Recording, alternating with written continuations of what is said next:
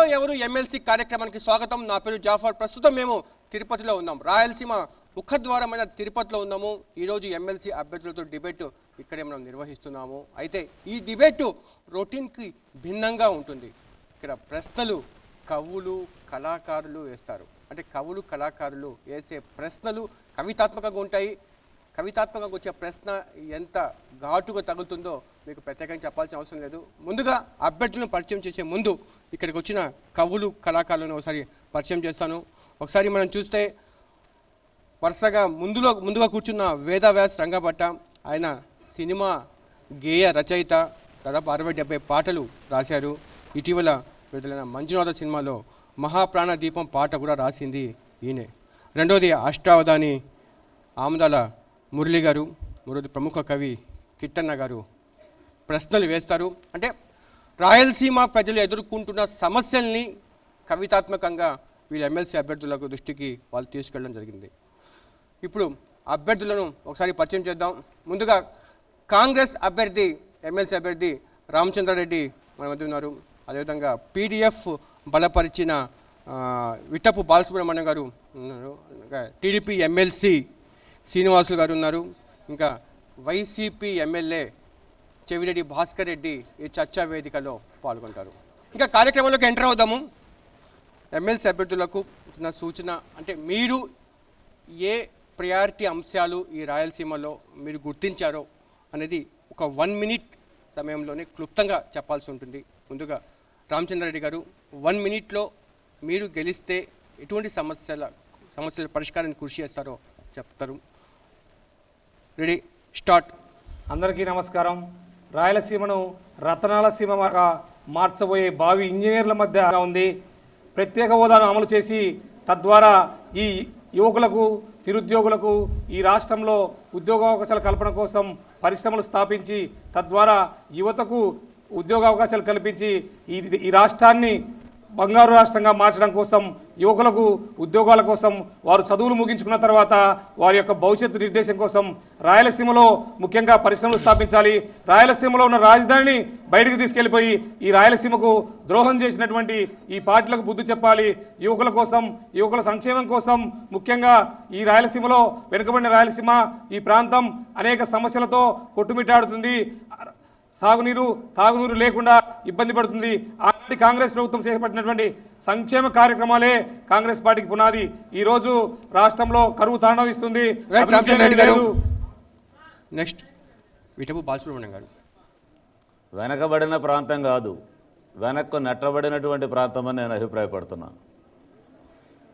భౌగోళికంగా వనరుల పరంగా ఒక్కొక్క ప్రాంతానికి ఒక్కొక్క రకమైనటువంటి అవకాశాలు ఉంటాయి.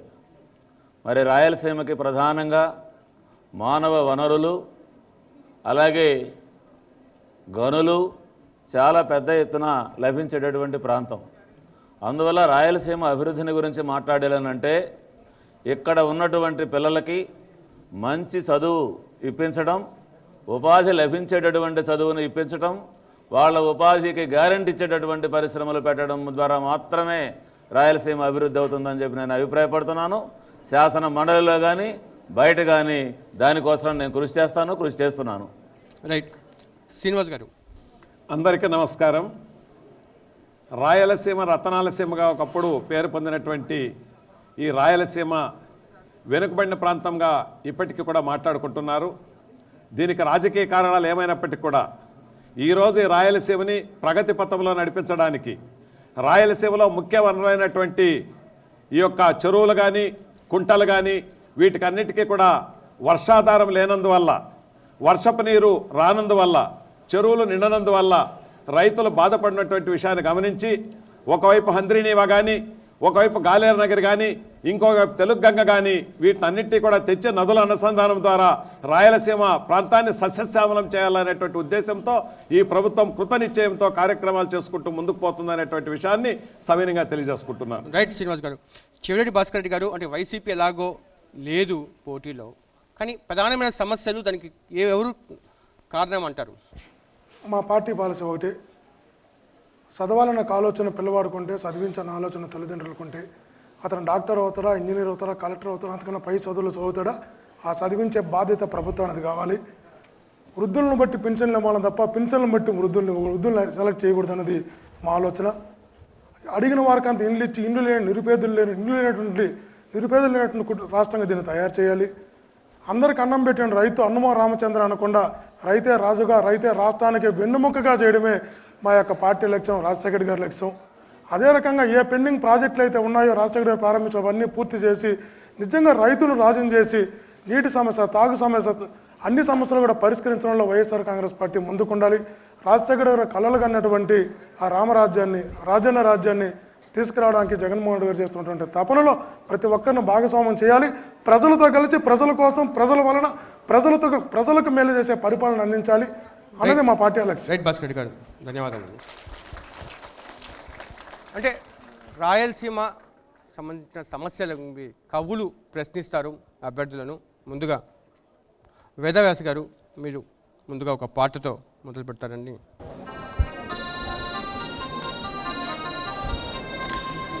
ఇది పెద్దల సభ, సాటిలేనిది ఈ శాసన మండలి సభ ప్రభా. ఇది పెద్దల సభ, సాటిలేనిది ఈ శాసన మండలి సభా ప్రభా. ఇది పెద్దల సభ. మురళి గారు, సమస్యలు పరిష్కరించడం కోసమే పెద్దల సభ ఉంది. ఆ సమస్యల లోతుపాతుల్ని తెలిసినటువంటి మేధావులు, విద్యావేత్తలు పెద్దల సభకు వెళ్ళాలనేదే ఆకాంక్షతోనే పెద్దల సభ ఏర్పాటైంది. వివిధ రంగంబులందు వివేకమతులా, వివిధ రంగంబులందు వివేకమతులా, ప్రజ్ఞ గల్గిన వారల వంపునట్టి సంప్రదాయములన్నిట సాగనంపి, రాజకీయంబులేలకో రాణకెక్కే, రాజకీయంబులేలకో రాణకెక్కే, పెద్దలుండెడి సభలందు హద్దుమీరి.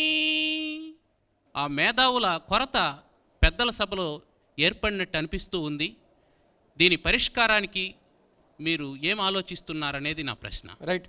మురళి గారు ప్రశ్నకి జవాబు శ్రీనివాస్ గారు మీరు చేస్తే బాగుంటుంది. అంటే ఒక్క మాటలు చెప్పాలంటే ఎగువ సభ రాజకీయ నిరుద్యోగులకు ఒక రిహాబిలిటేషన్ సెంటర్గా మారింది. వెళ్ళాల్సిన మేధావులు వెళ్ళటం లేదు. జస్ట్ 5 కోట్ల నుంచి 10 కోట్ల వరకు ఖర్చు పెట్టుకుని గెలిచి పెద్దల సభకు వెళ్తున్నారు. దాని పర్పస్ సర్వ్ కావట్లేదు అనేది ఆ కవి యొక్క ఆవేదన. అది కరెక్ట్ కాదండి, ఆ విధంగా అనుకోకూడదు. పెద్దల సభ అంటే అందులో ఉన్నటువంటి వాళ్ళందరూ కూడా మేధావులే, కానీ మేధావులు లేకుండా ఉండేటువంటి వ్యక్తులు ఎవరు కానీ లేరు. కాస్త నిజాలు మీరు మాట్లాడడం లేదు అనిపిస్తూ ఉంది. మీరు ఆ విధంగా అనుకోకూడదండి. నాకు తెలిసినంత వరకు కూడా పెద్దల సభలో ఉన్నటువంటి వాళ్ళందరూ కూడాను ఏదో ఒక రంగంలో వాళ్ళు ఒక అనుభవం గడించినటువంటి వ్యక్తులే ఉన్నారు తప్ప వాళ్ళు లేరు అనేటువంటి విషయాన్ని నేను సవినయంగా తెలియజేస్తున్నాను. ఈ ఎన్నికల్లో గెలవడానికి మీ పార్టీ ఎన్ని కోట్లు ఖర్చు పెడతా ఉంది? డబ్బులైతే మనం ఎక్కడ కానీ ఖర్చు పెట్టడం లేదండి. ఓన్లీ ఓటర్స్ని నేరుగా కలుసుకోవడము, ఓటర్స్ని మా ప్రభుత్వం చేస్తున్నటువంటి కార్యక్రమాలపైన వాళ్ళు ప్రభావితం చేసి మా పార్టీ అభ్యర్థులకి, ఉమ్మడి అభ్యర్థులకి ఓట్లేయండి అని మేము కోరుతున్నాం తప్ప డబ్బులు పెట్టి మనం ఓట్లు తీసుకునేటువంటి పరిస్థితిలో మేము ఎక్కడ కానీ పనిచేయడం లేదని సవినయంగా తెలియజేస్తున్నాం. ఎమ్మెల్సీ శ్రీనివాస్ గారు చెప్తున్నది వాస్తవం అని అనుకునే వాళ్ళు చేతి ఎత్తండి పైకి. ఒక్కరికి కూడా ఎత్తట్లేదు. శ్రీనివాస్ గారు చెప్పింది అబద్ధం అని చెప్పి అనుకునే వాళ్ళు ఎంతమంది చేతి ఎత్తండి. అంటే దయచేసి ఇది వ్యక్తిగతంగా తీసుకోవాల్సిన అవసరం లేదు. ఇంచుమించు అన్ని రాజకీయ పార్టీలు సేమ్ ఇదే రకమైన పాలసీని అవలంబిస్తూ ఉన్నాయి. రైట్. ఈ ప్రశ్నకు సమాధానం మీరేమంటారండి విటపు బాలసుబ్రహ్మణ్యం గారు? ఈరోజు శాసన మండలికి ఎన్నికవుతున్న వాళ్ళు, ఎన్నికవుతున్న విధానము, ఎన్నిక అయిన తర్వాత వాళ్ళు వ్యవహరిస్తున్న తీరు చూస్తే నిజంగా శాసన మండలి అవసరమా అనిపిస్తుంది మా ఓటోళ్ళకైతే. ఒక జాషువా లాంటి కవిని ఈరోజు శాసన మండలికి పంపించడానికి ఇప్పుడున్న ప్రభుత్వానికి లేదా ఇప్పుడున్న పార్టీలకి ఎవరికైనా ధైర్యం ఉందా నేను అడుగుతా ఉన్నాను. కనీసం గవర్నర్ అపాయింట్ చేసేటటువంటి వాళ్ళలోనైనా సరే శాస్త్రవేత్తలను కానీ, గొప్ప వైద్య నిపుణులను కానీ, లేకపోతే సామాజిక ఉద్యమకారులను కానీ ఎవరినైనా ఒక్కరినైనా నియమించారా అని చెప్పి నేను అడుగుతున్నాను. రాష్ట్రం ఇప్పుడు అధోగతి పాలు కావడానికి కాంగ్రెసే కారణము. ఇప్పుడు మీరు ధైర్యంగా మా పార్టీకి ఓటు వేయండి అని అడగడానికి మీరు ఆ సాహసం చేయగలుగుతున్నారా? రాష్ట్రం అధోగతి కావడానికి కాంగ్రెస్ పార్టీ ఏమాత్రం కారణం కాదు. అన్ని పార్టీలు 1-2 సార్లు లేఖలిచ్చి మీరు పెడతారా, మేము పెట్టమంటారని ఆనాటి ముఖ్యమంత్రి గారి మీద బలవంతం చేసి బిల్లు పెట్టించినటువంటి పెద్ద మనుషులు ఎవరో ఈ సభలో ఉన్న వాళ్ళందరికీ తెలుసు. ఈ రాష్ట్ర విభజన కారణం అన్ని పార్టీలు మాత్రమే. నేను కాంగ్రెస్ పార్టీ తరఫున ఓట్లడానికి సిద్ధంగా ఉన్న కారణం ఈ దేశంలో జరిగినటువంటి అభివృద్ధి ప్రతి ప్రాజెక్టు కాంగ్రెస్ ద్వారా చేసినాయి. చెవిరెడ్డి భాస్కర్ గారు, అంటే మేము చాలా స్ట్రాంగ్గా ఉన్నాము, 2019లో ఖచ్చితంగా అధికారంలోకి వస్తామని చెప్పి వైఎస్ జగన్మోహన్ రెడ్డి అంటున్నారు, మీ పార్టీ నేతలు అంటారు. కానీ ఈ ఎమ్మెల్సీ ఎలక్షన్లో మీ పార్టీ తరఫున అభ్యర్థులు నిర్వహించడానికి కూడా అభ్యర్థులు కరువయ్యారు. అంటే మీ మీద మీకు నమ్మకం లేదా, లేకపోతే ఇంకా వేరే కారణాలు ఉన్నాయా? ఇక్కడ 2 అంశాలు తీసుకోవాలి. ఒకటి స్థానిక సంస్థలు, ఒకటి గ్రాడ్యుయేట్స్ అండ్ టీచర్స్. స్థానిక సంస్థల్లో మాకు ఎక్కడైతే గెలిచే అవకాశం ఉందో, మాకెక్కడైతే లాస్ట్ స్థానిక సంస్థల్లో మేము ఎక్కడైతే ఎక్కువ స్థానాలు గెలిచామో అక్కడ అభ్యర్థులను పెట్టుకున్నాం. కడప కావచ్చు, నెల్లూరు కావచ్చు, కర్నూలు కావచ్చు. మాకు బేసిక్ ఎత్తుకుంటే మా పార్టీ సింబల్ మీద గెలిచిన ఎంపీటీలు జెడ్పీటీసీలు ఎక్కువగా ఉన్నారు. మేము నిలబడ్డాం. మాకు లేని దగ్గర మేము గౌరవప్రదంగా తప్పుకున్నాం. లేని దగ్గరికి వెళ్ళి తప్పుదారి ఎత్తుక్కొని, దొంగదారి ఎత్తుక్కొని డబ్బులు పెట్టుకోవాల్సిన అవసరం లేదు. గ్రాడ్యుయేట్ కాన్స్టిట్యున్సీలో లేదు అని చెప్పడానికి ఏం లేదు కదా. అంటే ఓటర్స్ గ్రాడ్యుయేట్స్ వాళ్ళు ఎందుకు మీకు ఓటు వేయరని మీరు అనుకుంటున్నారు? అంటే గ్రాడ్యుయేట్ కాన్స్టిట్యున్సీలకు వచ్చేటప్పటికి మేము ఏం చేసామంటే ఉద్యమ పార్టీలు కొన్ని ఉన్నాయి. ఇప్పుడు యూటీఎఫ్ కావచ్చు, ఎస్టీఏ కావచ్చు, కమ్యూనిజం, బహుజన కావచ్చు, వాళ్ళతో మాకు ఉన్నటువంటి లోపాకాయ ఒప్పందంతో వాళ్ళతో మేము నైతికంగా మద్దతు ఇస్తున్నాం, అధికారికంగా మద్దతు ఇస్తున్నాం. మేము పోటీ చేయకుండా ఇప్పుడు బాలసుబ్రహ్మణ్యం గారు ఉన్నారు, మేము అధికారికంగా మద్దతు ఇస్తున్నాం. విఠప్ప బాలసుబ్రహ్మణ్యం గారిని మీరు మద్దతు ఇస్తున్నారా? అఫీషియల్గా మద్దతు ఇస్తున్నాం. అంటే పోటీ చేసినట్టే కదా. కానీ వైసీపీ తిరుపతిలో ఒక స్టాండ్ తీసుకుంటా ఉంది, ఒక అభ్యర్థికి సపోర్ట్ చేస్తున్నారు. ప్రకాశం జిల్లాలో ఇంకో అభ్యర్థికి సపోర్ట్ చేస్తున్నారు. నెల్లూరులో ఇంకో అభ్యర్థికి సపోర్ట్ చేస్తున్నారు. ఎందుకు జిల్లాకు స్టాండ్ లేదు? నెల్లూరు, చిత్తూరు, ప్రకాశం కలిపి ఒకే అభ్యర్థి. మాకు టీచర్స్ కన్నా గ్రాడ్యుయేట్స్ కన్నా 3 జిల్లాలకు ఒకే అభ్యర్థి. విఠు బాలసుబ్రహ్మణ్యం గారు వచ్చి టీచర్స్, గ్రాడ్యుయేట్స్కి వచ్చి శ్రీనివాసరెడ్డి గారు ఇద్దరికి మద్దతు ఇస్తాం ప్రకటించినాం. 3 జిల్లాలకు కలిపి 2 అభ్యర్థులు, ఇద్దరికి మద్దతు ప్రకటించినాం. మేము అధికారికంగా సపోర్ట్ చేస్తున్నాం, దాంట్లో ఏమో అనుమానం లేదు. కానీ మీరు పెద్దల సభ గురించి మాట్లాడినప్పుడు ఒకటి చెప్పాల్సి వస్తుంది. ఎప్పుడైతే బ్యాంకులకు రుణాలకు కొట్టిన సుజనా చౌదరి గారిని ఢిల్లీ పెద్దల సభకు పంపించి కేంద్ర మంత్రిని చేసాడు, అప్పుడే భ్రష్టు పట్టింది పెద్దల సభ. ఎప్పుడైతే ఇదే చిత్తూరు జిల్లాలో నాటుసారా అమ్మి పోలీసులకు దొరికి జైల్లోకి వెళ్ళినటువంటి సీఎం రమేష్ని పార్లమెంట్ రాజ్యసభకు పంపాడో అప్పుడే భ్రష్టు పట్టింది ఈ పెద్దల సభ. అంటే మీకు చెప్తున్నా, వాస్తవాలు చెప్తున్నా. పెద్దల సభ ఎందుకు భ్రష్టు పడుతుందని చెప్తున్నా. పెడుతున్నాడు మురళి గారు. ఈ ప్రశ్న ఎవరు చేస్తారు మీరు చెప్పండి. అధికార పార్టీ వాళ్ళండి. మనం విద్యా సంస్థలో ఉన్నాం. ఇప్పుడు పరీక్షలు జరుగుతూ ఉన్నాయి. ఒక్క నిమిషం ఆలస్యంగా వచ్చినా లోపలికి పంపమని చెప్పి అంటున్నారు. ఒక్క మాట అడుగుతాను నేను. నేలెడు దొడ్డ నేతలెవ్వరు గాని సమయంబు పాటించు జాడలేదు. ఏ మీటింగ్ కన్నా ఏ రాజకీయ నాయకులైన సమయానికి వచ్చారండి? ప్రభుతయే నడిపెడు వాహనంబులు కూడా సమయంబునకు వచ్చు క్రమము లేదు. నేల మీద నడిచే బస్సులు, ట్రాక్ మీద నడిచే రైళ్ళు వదిలేద్దాం. ఆకాశంలో నడిచే విమానాలకు కూడా ట్రాఫిక్ జామ్ అవుతుందా? అవైనా సరైన సమయానికి వస్తాండాయా? గతుకులు నిండు మార్గంబులందున సాగి సమయంబునకు చేరు సరణి లేదు. ఏ రోడ్లైనా 100 కిలోమీటర్ల వేగంతో వెళ్ళగలిగినట్లున్నాయా? గడియారములు 2 గణించి చూపెడు సమయంబు ఒక్కటౌ సంజ్ఞ లేదు. ఏ 2 గడియారాలైనా ఒకే సమయాన్ని చూపిస్తాయా? ఇలా ఉండేటప్పుడు 1 నిమిషాన్ని మీరు ఎలా లెక్క కడతారు? 1 నిమిషంబు చక్కగా లెక్కగట్టు జ్ఞానమిప్పుడే అధికార గణము పొందే. ఇంతకాలం ఆ జ్ఞానం లేదా? ఇప్పుడే ఆ అధికార గణం అంతా 1 నిమిషాన్ని లెక్కగట్టే జ్ఞానాన్ని పొందారా? కానీ బిడ్డలు, భావి భారత పౌర, నీ ప్రతిభకిదియే అసలు సిసలు పరీక్ష. నువ్వు పరీక్ష లేకపోయిన తర్వాత ఏం రాస్తావో ఏమో తెలియదు. కానీ నువ్వు ఎగ్జామినేషన్ హాల్కు ఒక్క నిమిషం కూడా లేటుగా చేరుకోకూడదనేదే నీకు అసలైన పరీక్ష అయిపోయింది. నీవు ఆగవలదు, కానీ మీరు మాత్రం ఆగకూడదు. దీని మీద మీరు స్పందిస్తే బాగుంటుందని నా ఆలోచన. మంచి క్వశ్చన్ వేశారు కవీశ్వర్లు. రాజకీయ నాయకులు సమావేశానికి ఒక్క నిమిషం లేటుగా కూడా రావచ్చు, ప్రభుత్వోద్యోగి కార్యాలయానికి ఒక్క నిమిషం లేటుగా రావచ్చు, వైద్యుడు కూడా ఆపరేషన్ థియేటర్ ఒక్క నిమిషం లేటుగా రావచ్చు, రైలు కూడా ప్లాట్ఫారానికి ఒక్క నిమిషం లేటుగా రావచ్చు, కొళాయిలో నీళ్లు కూడా ఒక్క నిమిషం లేటుగా వచ్చేటువంటి పరిస్థితి ఉంది, పోలీసులు కూడా సంఘటనా స్థలానికి ఒక్క నిమిషం లేటుగా రావచ్చు. కానీ విద్యార్థులు పరీక్షకు వచ్చేటప్పుడు మాత్రం ఒక నిమిషం లేటుగా రాకూడదనే దాన్ని నేను సమర్థిస్తున్నాను. ఎందుకంటే ఆధునిక టెక్నాలజీతో ఈరోజు ఎవరైతే ముందుగా పోయి కూర్చున్నారో వాళ్ళ దగ్గర నుండి టెక్నాలజీ ద్వారా 5 నిమిషాలు లేట్ అయితే ఆ క్వశ్చన్ పేపర్ బయట వచ్చేటువంటి ప్రమాదం ఉంది. ఆ ప్రమాదం వల్ల ఎవరైతే లేటుగా వెళ్తున్నారో వాళ్ళు బెనిఫిట్ పొందుకొని, ఎవరైతే సక్రమంగా టైంకి వెళ్తున్నారో వాళ్ళు దెబ్బతినేటువంటి పరిస్థితి ఉంది. కాబట్టి దయచేసి ఈ విషయాన్ని మనం గమనించాలి.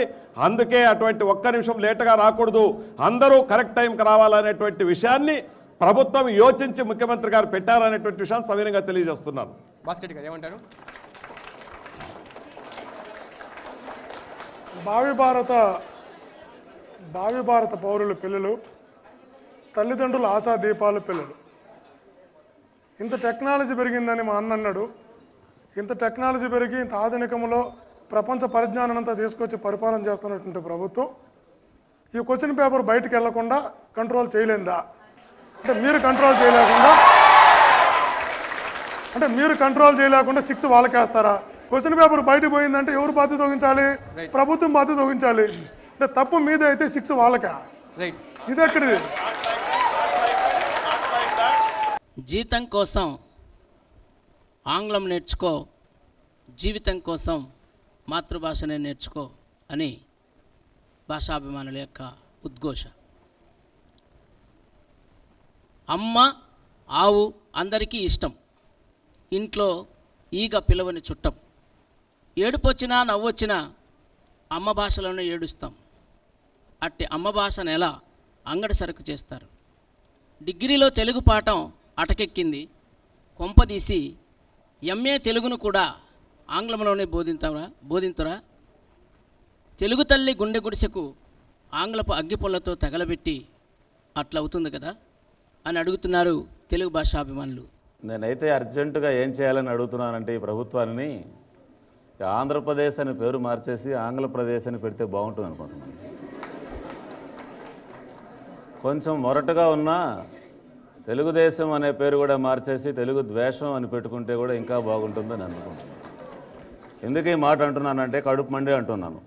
నేను కూడా ఒక తెలుగు అధ్యాపకుడిగా, తెలుగు భాష ప్రేమికుడిగా మాట్లాడుతున్నాను. ఏ విధంగా తెలుగు మీడియం అనేటటువంటిది రాష్ట్రంలో ఉండకూడదు అని, కేవలం ఇంగ్లీష్ మీడియం మాత్రమే ఉండాలి అని చెప్పి పురపాలక పాఠశాలల్లో జీవోఎంఎస్ నెంబర్ 14 తీసుకొని వస్తారు. ఎక్కడైనా ప్రపంచంలో ఉందా ఇది? ఏ దేశంలోనన్నా ఉందా? వీళ్ళు దేశాలు తిరిగి వచ్చారు. ఫిన్లాండ్ తిరిగి వచ్చారు, ఫిన్నిష్లో మాత్రమే మాధ్యమంగా ఉంది. అక్కడ జపాన్ తిరిగి వచ్చారు, జాపనీస్ మాత్రమే మాధ్యమంగా ఉంది. శ్రీలంకకు పోయి వచ్చారు, అక్కడ కూడా సెమ్మళీస్ కానీ తమిళం మాత్రమే మాధ్యమంగా ఉంది. భాషను ప్రవేశపెట్టడం తప్పంటారా? నేను ఇంగ్లీష్ను ఒక భాషగా నేర్చుకోవడాన్ని తప్పుపట్టడం లేదు. ఒక భాషగా ఇంగ్లీష్ నేర్చుకోవడం వేరు, ఇంగ్లీష్ను నెత్తికెత్తుకొని మాతృభాషను గంగలో కలపడం వేరు. ఈ రెండుకి చాలా తేడా ఉంది. ఈరోజు తెలుగు భాషని తీసేయమని చెప్పి ఎవరు చెప్పడం లేదు. ఇంగ్లీషు కూడా నేర్పించాలనే ఉద్దేశంతో, ఇంగ్లీష్లో కూడా ప్రావీణ్యత రావాలనే ఉద్దేశంతో హై స్కూల్స్లో కూడా ఇంగ్లీష్ మీడియం పెట్టడము, అదేవిధంగా మిగతా చోట్ల కూడా ఇంగ్లీష్ మీడియం పెట్టి ఇంగ్లీష్ మీడియం సపరేట్గా చేస్తున్నారు, తెలుగు మీడియం సపరేట్గా చేస్తున్నారు. ఇంగ్లీష్ భాషతోనే అన్నీ ఉండాలనేటువంటి ఉద్దేశం మాత్రము అదేమి అటువంటిదంతా ఏమి లేదు.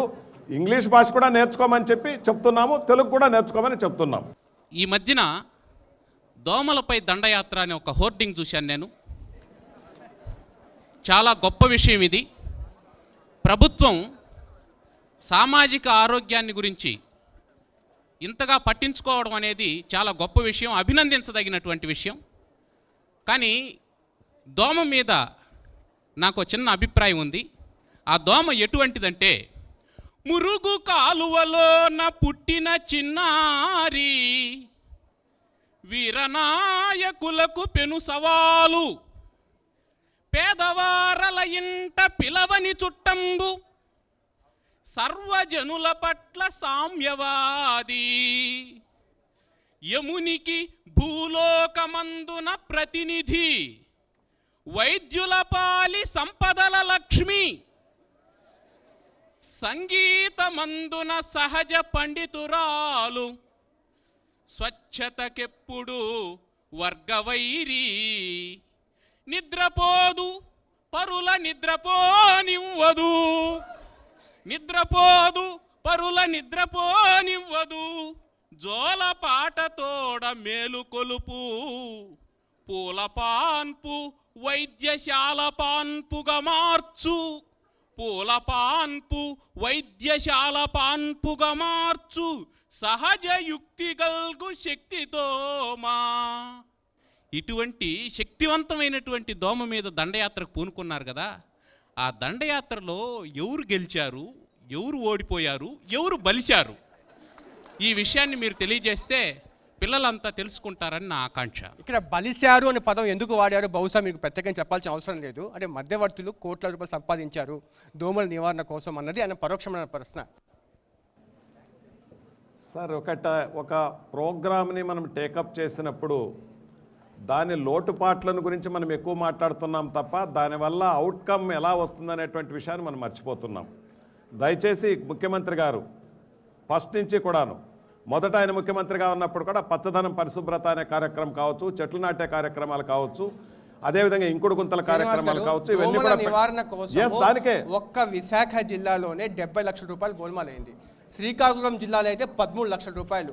అదేవిధంగా నెల్లూరు, ప్రకాశం ప్రతి చోట దోమల నివారణ పేరుతో మధ్యవర్తులు, దళారులు, కాంట్రాక్టులు బాగుపడుతున్నారు తప్ప దోమల నివారణ జరగట్లేదు. ఆ విషయం నేరుగా కాకుండా పరోక్షంగా కవితాత్మకంగా కవి గారు చెప్పారు. సార్ ఈవిల్ థింకింగ్ ఉండేవాడు, ఈవిల్గా యోచన చేసేవాడు, దాంతో ఏదో లబ్ధి పొందాలనే ఉద్దేశంతో పొరపాటు చేసే పరిస్థితి, దానికి చట్టం అనేది ఉంది. పొరపాటు చేసిన వ్యక్తులపైన యాక్షన్ తీసుకోవడం జరుగుతుంది. దోమల నివారణ కోసము నామినేషన్ పద్ధతుల్లో కాంట్రాక్టులు ఇస్తా ఉన్నారు. అంటే కొన్ని అత్యవసరంగా చేసిన కార్యక్రమాలు ఉంటుంది. హాస్పిటల్కి మందులు కొనుగోలు చేయాలంటే దానికి టెండర్ పెట్టి టెండర్లో వాడు కోట్ చేసి అన్ని తెచ్చిచ్చాలంటే చాలా లేట్ అవుతుంది. కాబట్టి ఇమీడియట్గా కొనుగోలు చేయాలనుకుంటాం. అదేవిధంగా దోమలపైన దండయాత్ర కూడాను ఒక మంచి కార్యక్రమంగా తీసుకున్నాం తప్ప వేరే ఉద్దేశం. ఓం నమో వెంకటేశాయ. తీపి చెరకు పండిల్చు రైతు బతుకులో తీరని చేదు రుచులా గిట్టుబాటు ధరలేక బాధల నట్ట నడి సంద్రాల మూగ గొంతుకల మునకలా మూతబడిన చక్కర కర్మాగారాలకు మోక్షం లేదా కోటాను కోట్ల బకాయిల బకాసురులకు రైతులు బలి పశువులా ఈ ప్రశ్నకు బదులు లేదా ఈ ప్రశ్నకు బదులు లేదా శ్రీనివాస్ గారు చెరకు రైతుల బకాయిల విషయంగా రాష్ట్ర ప్రభుత్వం చిత్తూరు షుగర్ ఫ్యాక్టరీకి సంబంధించినటువంటి బకాయిల్ని చెల్లించడం జరిగింది. గాజుల మండలం షుగర్ ఫ్యాక్టరీకి సంబంధించినటువంటి బకాయిల్ని కొన్ని పెండింగ్లో ఉన్నటువంటి మాట వాస్తవం. దాన్ని కూడా చెల్లింపు చేయడానికి ప్రభుత్వం చిత్తశుద్ధితో ఉంది. ఒకసారి రైతులు ఉన్నారు, వాళ్ళ కష్టాలు వాళ్ళ నోట విన్నాం. అసలు 3 సంవత్సరాలు అయిందండి చెరుగుదోలి రైతులు. మన గవర్నమెంట్ ఏం చేస్తున్నారంటే నేను ఎందుకు ఇవ్వాలంటుంది. చెరుకు మేము దోలామండి, భాగస్వామ్యంతో ఏర్పడినటువంటి కోఆపరేటివ్ సహకార సక్కెర కర్మాగారం. అది 12,000 మంది రైతులు షేర్ మెంబర్స్. దాంట్లో ప్రభుత్వం పెట్టుబడి ఉంది భాగస్వామ్యంతో. మేము చెరుగుదోలి 3 సంవత్సరాలు అయింది సార్. ఇప్పుడు 3 సంవత్సరాలకి మాకు డబ్బులు ఇవ్వలేదు. ఇదిగో అదుగో అని చెప్తా ఉన్నారు కానీ మాకు ఇదివరకు డబ్బులు ఇవ్వటం లేదు. గోపాల్ రెడ్డి దగ్గరికి తీసుకొని మనం ఈ దృష్టికి మినిస్టర్ కదా, ఆ ఏరియా వాడు కదా అని. అతను ఏమన్నా అంటే మీరు ఊరియా చెరుకు నాటమనింది, మీరేదో వంకాయ బెండకాయ వేసుకోకూడదు అన్నారు. ఆ తర్వాత మళ్ళా కలెక్టర్ దగ్గరికి పోయినాం. కలెక్టర్ దగ్గరికి పోతే ఇంకా ఆడియా ఉన్నారు మీరు, బంతిపూలు వేసుకోకుండా అని చాలా వరకు వీళ్ళిద్దరూ ఒక జిల్లాకి ఒక మినిస్టర్గా ఉండి ఇంత అవమానం రైతుని మాట్లాడినాడంటే అతను మినిస్టర్ అని నేను అడుగుతున్నాను. కనీసం ఇమ్మీడియట్గా నీ దృష్టి తీసుకొచ్చినప్పుడు ఆ రైతులకి డబ్బు ఇచ్చాయి అని ఎందుకు చెప్పకూడదు? ఆయన చెప్పలే. ఆయన ఏమంటే ఆయన దృష్టిలో మేము పనికిరాని రైతులు మాట్లాడిస్తామంటే నేను కూడా మనుషులు తోడుకొని మాట్లాడించగలను. దయచేసి చెప్తున్నా, this is not correct. This is not correct. This is not correct చెప్తున్నా. మంత్రి గారు అన్నారా లేదా అనే విషయం లేకుండా మంత్రి గారు ఎవరైనా మాట్లాడితే ఎలాగండి? ఆయన ఏమడిగాడో మంత్రి గారు ఏం చెప్పారో ఒకవేళ సావధానంగా చెప్పిండొచ్చు. చెరుకు పంట 1 year క్రాప్ కాబట్టి దీంతో ప్రాబ్లం ఉంది అని చెప్పిండొచ్చు. అంత మాత్రానికి ఆ విధంగా మాట్లాడితే ఏమి న్యాయమండి?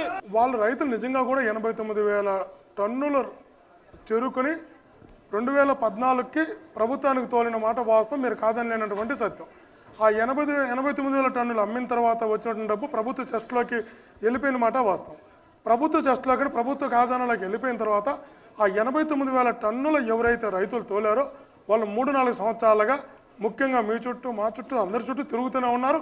మేము తోలినటువంటి సరుక్కి మాకు డబ్బు ఏమంటున్నారు. అప్పుడు దాన్ని మనం వాళ్ళ మీద ఆవేశపడాల్సిన లేదు. వాళ్ళకి ఇవ్వాల్సిన 14.5 కోట్లు ఎంతో చెప్తున్నారు. అదేం పెద్ద కష్టం కాదు. ముఖ్యమంత్రి గారు విదేశీ పర్యటనతో సమానం. ఆ డబ్బు ఇచ్చేస్తే సాల్వ్ అయిపోతుంది. కొంతమంది మాతమ్మలు కూడా వచ్చారు, అంటే ఈ జిల్లాకు సంబంధించిన వాళ్ళు. అంటే బహుశా మీకు మాతమ్మలు, బసవి, జోగిని వ్యవస్థ ఉంది, అదొక దురాచారము. ఆ దురాచారం పేరుతో మహిళల్ని, అంటే అట్టడుగు వర్గాలకు సంబంధించిన మహిళల్ని ఏ విధంగా వంచిస్తున్నారు అన్న సంగతి మీకు తెలుసు. ఆల్రెడీ ప్రభుత్వం దాన్ని నిషేధించినప్పటికీ ఇంకా కొనసాగుతూనే ఉంది. ఆ విక్టిమ్స్కి ప్రభుత్వం ఇవ్వాల్సిన రీహాబిలిటేషన్ కూడా సరిగ్గా జరగట్లేదు. వాళ్ళ మాటలు వినే ప్రయత్నం చేద్దాం. మీరు ఏం కోరుకుంటున్నారు మా ప్రభుత్వం నుంచి? మాది తొండవాడ, చంద్రగిరి మండలము. ఇప్పుడు మాతమ్మలకి డ్యాన్స్లు వేయకూడదు, పాడకూడదు అనే ఒక లెక్కతో లోన్లు ఇస్తామని మన కరికాల వాళ్ళని గారు ఆ రోజు చెప్పినారు. ఈరోజు ఆయన పోయినాక మమ్మల్ని గురించి ఆలోచించేవాళ్ళు ఒక్కరూలే. లోన్లు పెడదామంటే ఇప్పుడు పెట్టి ఎన్ని రోజులు అవుతుంది, ఈ సంవత్సరాల కొందుకు అవుతుంది. మమ్మల్ని గురించి పట్టించుకోకుండా వాళ్ళ పాటికి వాళ్ళు గమ్మనున్నారు. మా బతుకు మేము ఎట్లా బతికేది? ఇల్లు కట్టిస్తానన్నారు, ఎకరా పొలం ఇస్తానన్నారు, లోన్లు ఇస్తానన్నారు. ఏమీ చేయకుండా మా జీవనం ఎట్లా చేసుకోవాలా? మా తమ్ముళ్ళు కూడా ఇంకా ఆడిపోతూ ఉన్నారు. ఇంకెట్లా చేస్తారో ఇది మీరు పరిష్కారం చేయాలా. ఎంతమంది తెలుసు మా తమ్ముళ్ళ సంగతి? తెలీదు. మా తమ్ముళ్ళు అంటే అట్టడుగు వర్గాల వాళ్ళు. ఏదైనా కుటుంబాలకు సంబంధించిన అమ్మాయికి బాగలేని వచ్చినప్పుడు వాళ్ళు ఆసుపత్రికి పోకుండా దేవుడి దగ్గరికి వెళ్ళి బాగా అయితే ఈ అమ్మాయిని ఆ దేవుడి పేరుతో అర్పిస్తామని చెప్పి అలా దేవుడి పేరుతో అలా అర్పిస్తారు. ఇంకా అమ్మాయికి పెళ్లి పటాకులు ఏమి ఉండవు. ఆ అమ్మాయి ఊరందరి ఉమ్మడి ఆస్తిగా ఉంటుంది. ఇది చాలా దారుణమైన దురాచారము. దాన్ని ప్రభుత్వం నిషేధించింది కానీ అప్పటి వరకు మాతమ్ములుగా ఉన్న వారిని మాత్రము సరైన సదుపాయాలు కానీ, రీహాబిలిటేషన్ కానీ, పునరావాసం కానీ కల్పించలేదనేది వాళ్ళ యొక్క వాదన. అంతే కదమ్మా?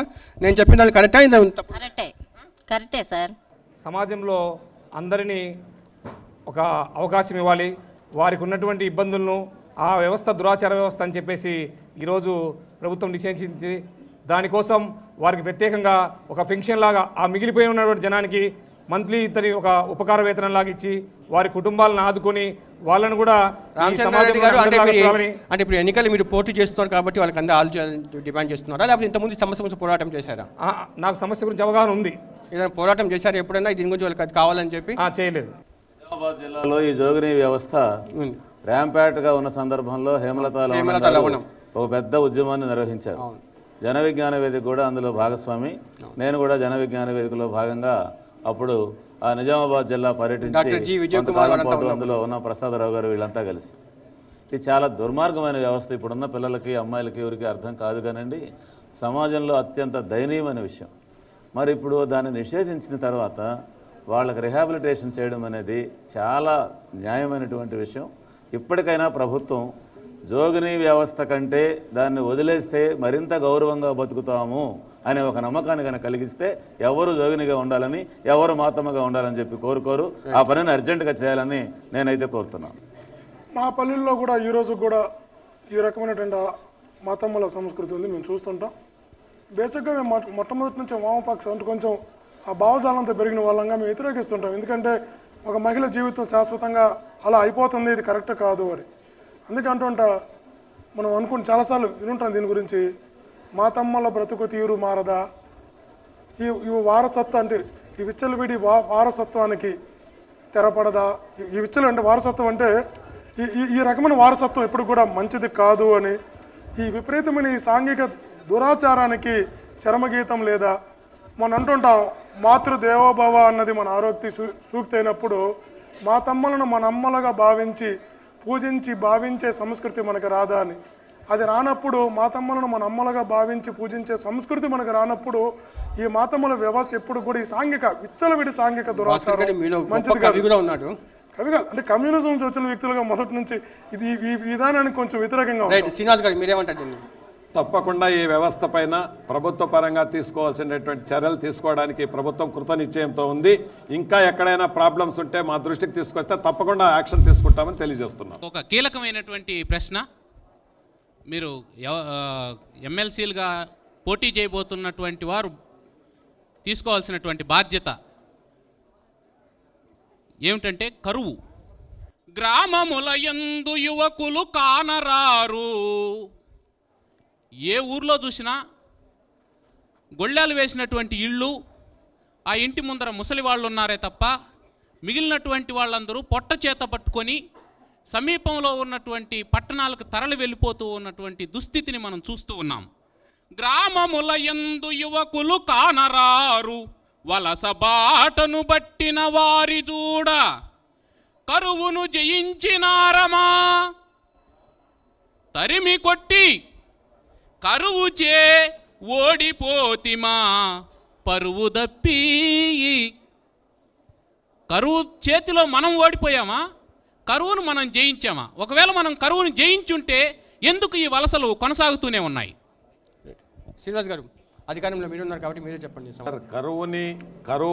కరువు పైన కరువు లేకుండా చేయాలనే ఉద్దేశంతోనే ఈరోజు రాష్ట్ర ప్రభుత్వం కృతనిశ్చయంతో ఉంది.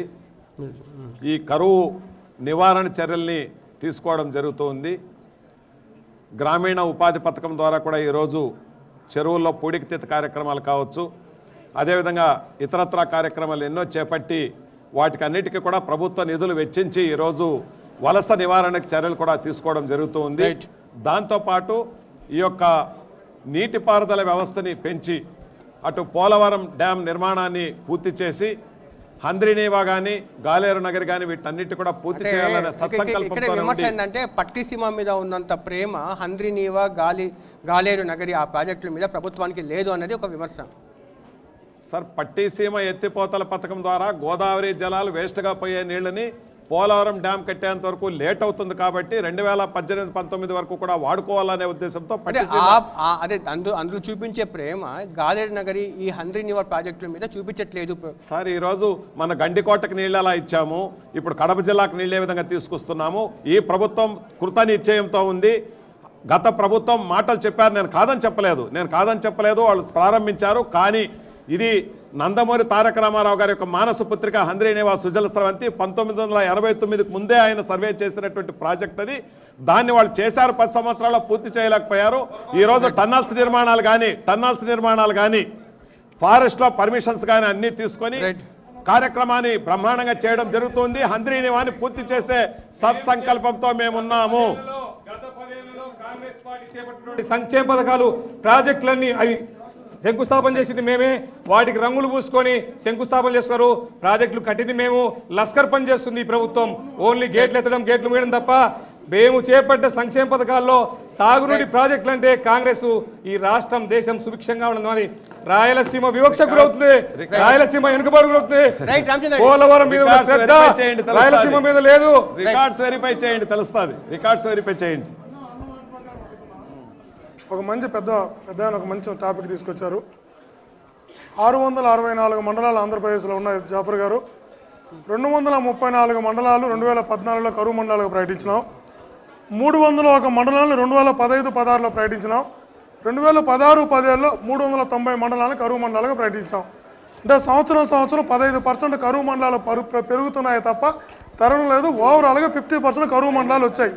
నేను ప్రధానంగా అడిగే అంశం ఒకటే, గత 50 సంవత్సరాల్లో ఎప్పుడు కూడా రానంతగా 50 సంవత్సరాలంతగా గోదావరి నీటి మట్టం తగ్గింది వాస్తవం కాదా?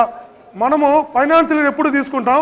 ఇది నేనేమి అన్న లెక్కలు అడిగాడు, లెక్కల ప్రకారం చెప్తున్నా. 2016-17 అన్నది అకాడమిక్ ఇయర్గా తీసుకుందాం, అంటే ఫైనాన్షియల్ ఇయర్ వద్దు. ప్రభుత్వం ఏం చెప్పిందంటే 22% వర్షపాతం తగ్గింది అన్నారు. టైమ్స్ ఆఫ్ ఇండియా ఏం ప్రకటించిందంటే 6 లక్షల మంది రాయలసీమ నుంచి వలస వెళ్ళిపోయారని చెప్పింది.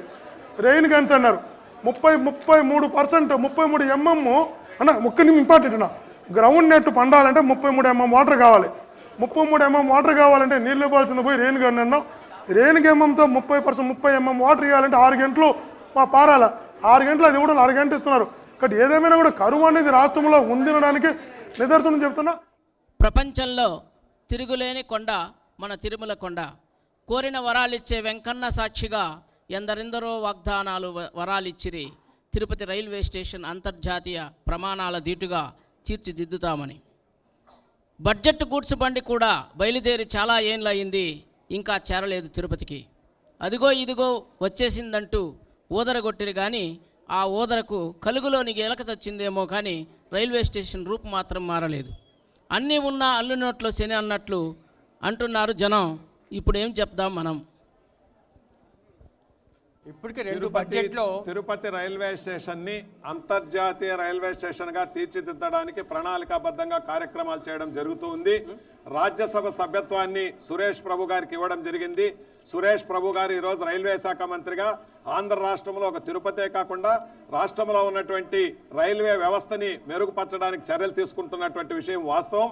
అదేవిధంగా తిరుపతి ఈస్ట్లో ఉండేటువంటి ఎక్కడైతే తిరుచానూరు ప్రాంతం ఉందో అక్కడ బ్రహ్మాండమైనటువంటి రైల్వే స్టేషన్ నిర్మాణం చేయడానికి ఈ రాష్ట్ర ప్రభుత్వం, కేంద్ర ప్రభుత్వం కృత నిశ్చయంతో ఉన్నాయి. తప్పకుండా చేస్తాం.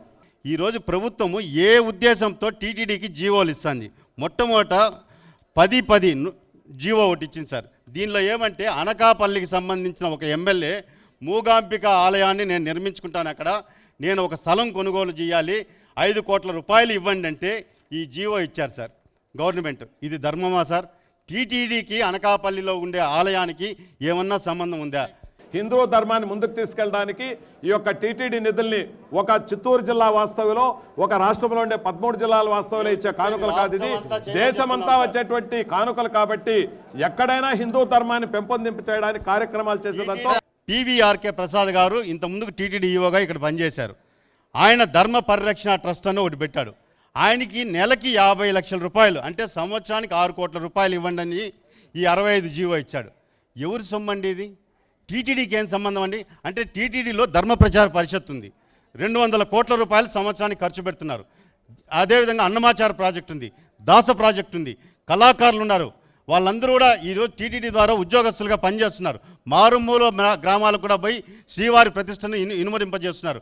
అలాంటప్పుడు ఈ విధంగా రిటైర్ అయినటువంటి ఐఏఎస్ అధికారులంతా ఒక ట్రస్టులు పెట్టుకునేసి వీళ్ళు మీ ప్రభుత్వం నుంచి జీవోలు టీటీడీ సొమ్ము తేరకొస్తుందని చెప్పి వెంకటేశ్వర స్వామి అడగడు కదా అని చెప్పని ఈ విధంగా జీవోలు ఇవ్వడం ఎంతవరకు సమంజసం సార్? ఇది అటానమస్ బాడీ. అటానమస్ బాడీలో మీకు జీవోలు ఇచ్చే పవర్స్ లేవు. ధర్మ ప్రచారాన్ని పెంపొందించడానికి కార్యక్రమాలు చేస్తున్నాం తప్ప వేరే విధంగా చేయడం లేదు. అదే ఇప్పుడు ఈ ట్రస్ట్ కి 50 లక్షల రూపాయలు ప్రతి నెలకి ఇవ్వమని చట్టం దాని పని సార్. ఎన్నికల సమయంలో మీరు బీజేపీకి, తెలుగుదేశం పార్టీకి ఓట్లేయండి, ఓట్లేస్తే ఈ రాష్ట్రానికి ప్రత్యేక హోదా ఇస్తామని చెప్పినారా లేదా? ఈ వెంకటేశ్వర స్వామి పటం మీద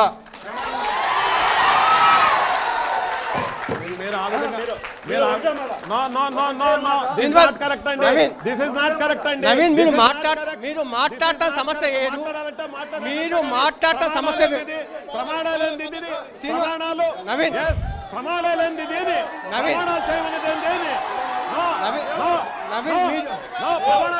చెప్తారు మీరు ప్రమాణాలు చేయమని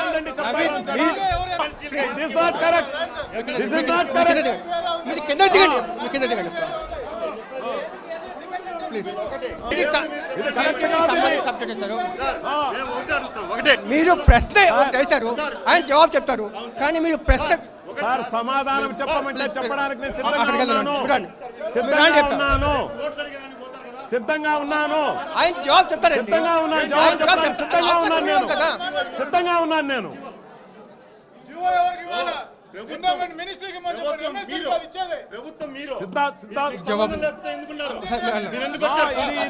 కాదండి, ఇది ఈ వేదిక కాదు. ఇలా వాళ్ళని దేనికి ఎండ్లో నిలబెట్టినారు చెప్పండి?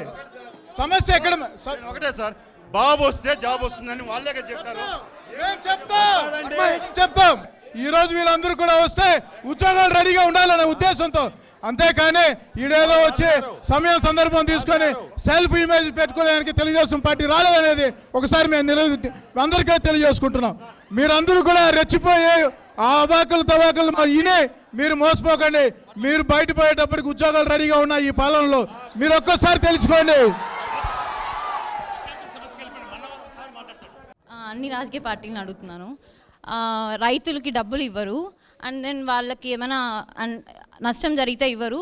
వాళ్ళు సూసైడ్ చేసుకొని సరిపోతే కొంత మనీ ఇచ్చేసి వదిలేస్తారు. ఇంకా పల్లెటూరులో స్కూల్స్ ఎత్తేస్తారు. ఇంకా అందరూ చదువుకోవాలని ఒక రూల్ ఉంది. ఇంకా స్టూడెంట్స్ తక్కువ ఉంటే స్కూల్స్ ఎత్తేస్తారు. ఇంకా రైతులకు మనీ ఇవ్వరు. సో వాళ్ళు ఎలా కార్పొరేట్ స్కూల్స్లో చదివించుకోవాలి? మిత్రులారా, నేను మాట చెప్తాను. ఈ రాష్ట్రంలో రైతులు ఎందుకు ఆత్మహత్య చేసుకుంటున్నారు అనే దాని మీద రాజశేఖర రెడ్డి గారు జైతీ ఘోష్ కమిటీని వేశారు. ఈ కమిటీ ఏం చెప్పింది అని అంటే, దురదృష్టవశాత్తు ఆంధ్రప్రదేశ్లో చిన్న సన్న రైతులు కూడా తమ బిడ్డల్ని ప్రైవేటు కాలేజీల్లో ప్రైవేట్ స్కూళ్ళల్లో చదివించుకోవాల్సిన పరిస్థితి వచ్చింది. 20,000 నుంచి 18,000 దాకా రైతుకు పిల్లల చదువు కొరకు పెట్టాల్సినప్పటికీ వాళ్ళు ఆత్మహత్య చేసుకుంటున్నారని చెప్పింది. కొంచెం కంక్లూడ్ చేద్దాము. కంక్లూజన్ కాదండి, ప్రైవేటైజేషన్ ఆఫ్ ఎడ్యుకేషన్ అనేది రైతుల ఆత్మహత్యకు లింక్ అయ్యి ఉందని చెప్పి జైతీ ఘోష్ చెప్పింది. సార్, రాజకీయ నాయకులు గవర్నమెంట్ ఎంప్లాయీస్ ఉన్నారు కదా, అందరూ గవర్నమెంట్ స్కూల్స్ ఎందుకు చదవట్లేదు? మీ పిల్లలు అందరూ గవర్నమెంట్ స్కూల్లో చదువుతున్నారా?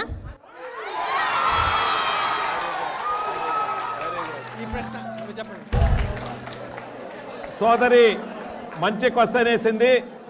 ఈ రాష్ట్ర ప్రభుత్వం కూడా అదే మాట మాట్లాడుతూ ఉంది. ఉద్యోగస్తులు కానీ రాజకీయ నాయకులు కానీ ప్రభుత్వ పాఠశాలలో చదవాలనేటువంటి విషయాన్ని ప్రభుత్వం మాట్లాడుతూ ఉంది. అది కరెక్టు. మా పిల్లలైతే ఎప్పుడో చదువుకునేసారు, ఆమె ఇప్పుడు క్వశ్చన్ వేస్తా ఉంది. నేను రాజకీయానికి రాకముందే పిల్లలు చదివేశారు కాబట్టి నేను దానికి జవాబు చెప్పలేను. భాస్కర్ రెడ్డి గారు, శ్రీనివాస్ గారు, సుబ్రహ్మణ్యం గారు, రామచంద్ర రెడ్డి గారు, సమయభావం కారణంగా సమయం ఇవ్వలేకపోతున్నాము. ధన్యవాదాలు మీరు మా డిబేట్కి వచ్చినందుకు. అదేవిధంగా ఇక్కడికి వచ్చిన స్టూడెంట్స్కి, శ్రీరామ కళాశాల యాజమాన్యానికి ధన్యవాదాలు. ఇది తిరుపతి నుంచి అందించిన మీలో ఎవరు ఎమ్మెల్సీ కార్యక్రమం. రేపు మరో చోట నుంచి ఈ కార్యక్రమం ప్రసారం అవుతుంది. చూస్తూనే ఉండండి TV9.